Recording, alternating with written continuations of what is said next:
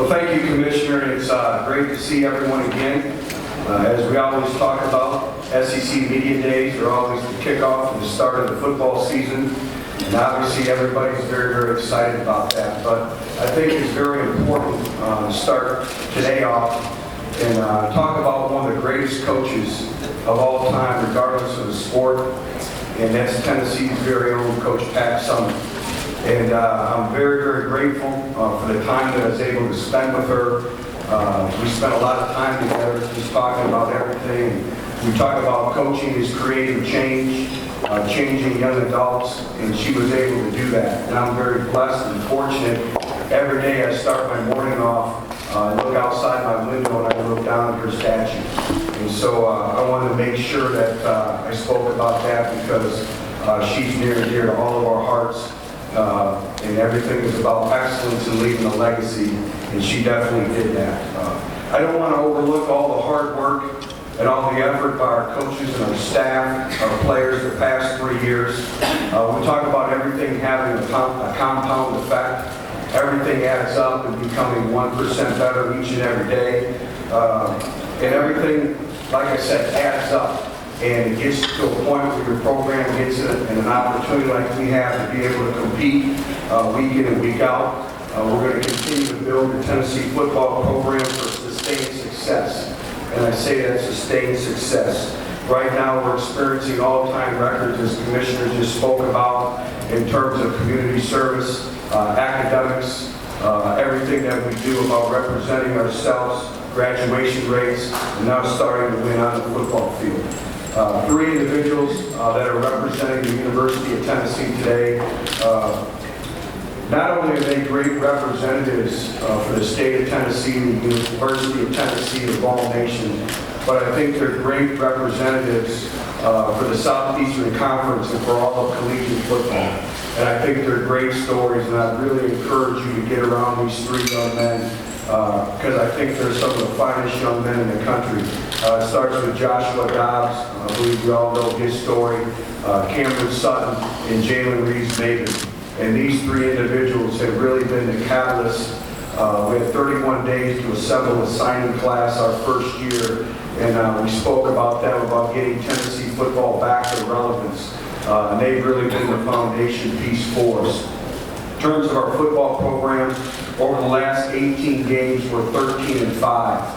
And the amazing thing when you look at it, being 13-5 in the last 18 games, is those 5 losses have come by a combined total of 25 points. So what are we doing to take the next step as a football program?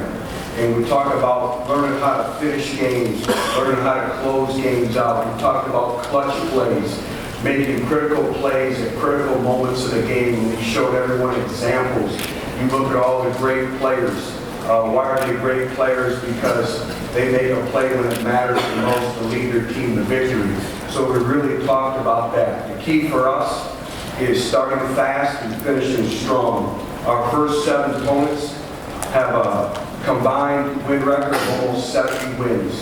And they're all 7 of those opponents participated in bowl games. So for us, we have to start fast. We really have an unusual calendar that I think will be a challenge in and of itself for our football program in terms of we have 7 days of training camp.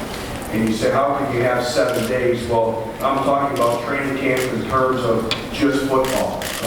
The way our academic calendar is structured and lays out is we have summer school, we have 7 days, and then we start the fall semester.